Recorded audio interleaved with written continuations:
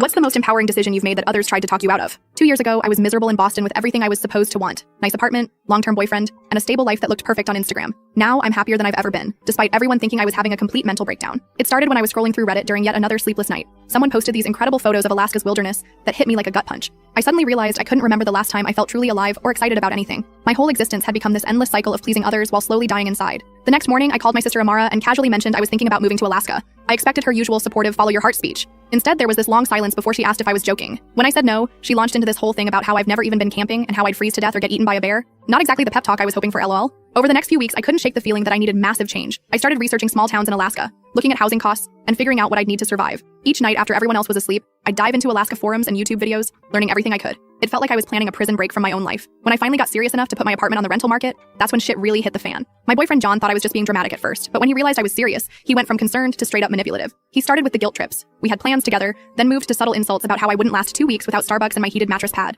The final blow was him telling me I was being pathetically cliche, just another privileged girl having a quarter-life crisis thinking Alaska would somehow fix my problems. My best friend Catalina was a bit more tactful, but equally discouraging. She kept sending me articles about seasonal depression and isolation in Alaska. Then came the group intervention. Catalina, Amara, and 2 other friends sitting me down for what they called a reality check. Like they put in effort to talk me out of this. My parents were surprisingly the least opposed, though my mom did ask if I could just try therapy first before moving to actual wilderness. Fair question, TBH. The worst part wasn't even the opposition. It was how everyone suddenly treated me like I was fragile or stupid. People started speaking to me in that careful tone you use with someone who's one bad day away from a complete breakdown. Friends would exchange these little glances when I talked about my plans. My ex literally patted my hand once and said, "Maybe we should talk about this when you're feeling more yourself." But here's the weird thing. The more everyone tried to talk me out of it, the more certain I became that I needed to go. It was like their doubt was fuel. I started selling everything I owned, researching winter survival skills, and applying for remote work I could do from anywhere with decent Wi-Fi. The day I booked my one-way ticket, I posted it on my Instagram story. Within minutes, my phone was blowing up. The messages ranged from concerned to downright angry. One of my college friends literally wrote, "This is the dumbest thing you've ever done, and that includes dating Kyle sophomore year," which actually made me laugh. 2 months later, I landed in Anchorage with 2 suitcases and a plan that was sketchy at best. That first week was rough NGL.